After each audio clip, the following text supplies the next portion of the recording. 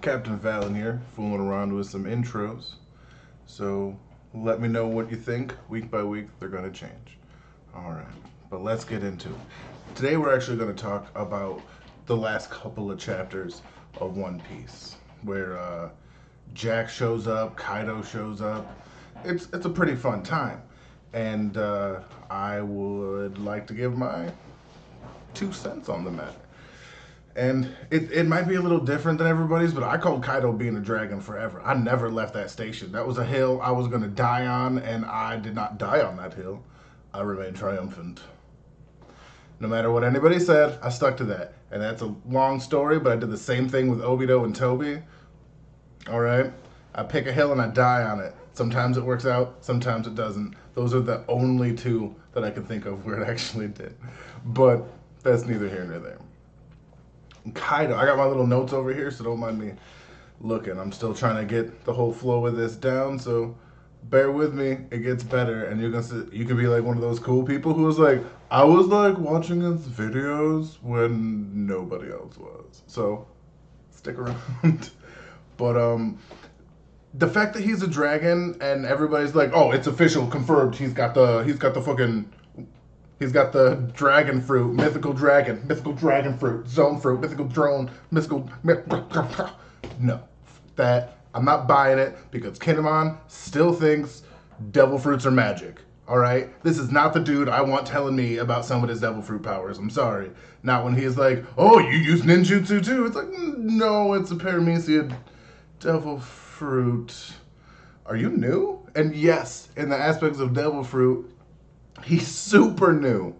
Super new. Alright, so I'm not taking Kinemon's word for it yet. I'm sorry, we're going to need somebody a little more learned and understanding to flesh it out. And even then, we're just going to see. Because I don't believe Kinemon knows what the fluffanutta sandwich he's talking about.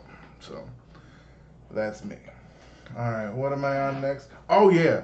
I'm going to talk about Jack. Alright, I mentioned that, but I want to start with Jack because he showed up first. Jack is a boss, all right? And I'm super disappointed in Roger's base. That's right, calling you out a little bit. You're like, not my commander, not my Jack. Dude, you put Mammoth Boys on everything, and the second he's not a mindless, rampaging, like, elephant calamity, you're like, nope. When really he's shown that he can use his head, understand his surroundings, and think laterally, work together with somebody. It made him stronger than just being a mindless, like, murder machine. In mine, and I think a lot of rational people's opinions. I think shame on you, Roger, for being a fair weather mammoth boy. That's your own crew, son. It's your own crew. But we're gonna move on. I understand you're feeling a particular way because Shutenmaru Mihawked the crap out of him, and you can say I'm wrong, but he totally did. Scar up the chest, weapon broke, somebody fixing it, telling him not to move so it doesn't... He got Mihawked. Alright, but he kept his cool. Alright, he worked with his teammates. He wasn't mindless, and I loved it. And I think you owe Jack an apology, sir. But again, moving on. Moving on. But that said, I actually didn't like Jack, but this chapter made me like him more. So that's why I'm coming to his defense. So I like Jack a little better this chapter. This last chapter, sorry. Simply because, yeah, when he was mindless and set to a task, that was his job. Like, he showed up, he showed out. There was no questions about it. Like, this is what I have to do. That's all there is to it. But when his mission isn't the utter destruction of an entire nation, it's good to see that he can use his brains. That's all I'm saying. It's good to see that he's, as not maybe as cerebral as he is physical, but he's not stupid. And that's a really good quality to have. Just throwing that out there. All right, but let's get on to Kaido. Kaido shows up drunk. Ooh, I've been there.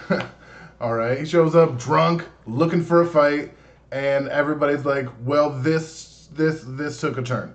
This is some sideways, not so great stuff. What are we gonna do? And the fact that Hawkins is like, oh no, he can't. Hawkins and Jack talk, and they're like, well, they can't destroy this. This is our entire like workforce. This will set us back like months, and we can't have that. And Hawkins is just like, they're over there, man, and and drunk ass Kaido is like, I'm gonna fuck somebody up, and just goes. Doesn't really question it. And then Jack's like, wait, really? And Mihawk's like, no, we couldn't have him over here, fucking shit up. Couldn't do it. And that's what I love about him. It's fantastic. But then he continues, and of course, he blows it up. He absolutely heat breaths, dragon breath. Sorry about that. Whatever you want to call it. Absolutely obliterates the castle. Of course, there's like a passage underneath or some way they got out, obviously, because they saw him show up too. And when you see Kaido show up and Law run away, it's about that time to get moving, to get going, to get any place else rather quickly. Let alone they got dudes that can fly through the sky. And let's not forget, technically, what's his nuts can run on water, the Soul King. So. You know, there's plenty of ways they could have got out. But yeah, I'm going to say I called it with the first big fight. I didn't realize the scope of this, if I'm going to be honest. This may seem like a quick jump, but in my earlier Wano video, I said that it's going to play out like a movie where there's a big clash and then things happen. And I thought that the big clash was going to be, you know, Zoro and Luffy and Hawkins, and I was like, oh, that's going to be dope. But it wasn't. I think this is the clash I'm talking about. And I don't think it's going to be really a clash so much as,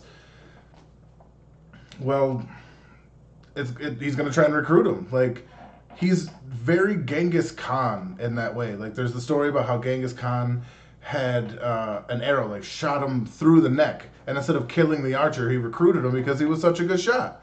Like, you picked me off in the middle of battle. You're just some little archer dude. Come on with me. We're doing stuff. You kill for me now, or you die. These are your options. And yeah, and I can see Kaido is obviously doing that. That's one of the literary purposes of Shutenmaru, and him wanting to recruit Shutenmaru. It's so that when Luffy attacks him, I'll repeat, so that when Luffy attacks him, Kaido can be like, oh man, I can't believe you did that. That was kind of cool. Come on, why don't you join me? You know what I mean? And then when he says no, then he gets the kid treatment. I don't mean like a child. I mean Captain Kid who's now in a cell.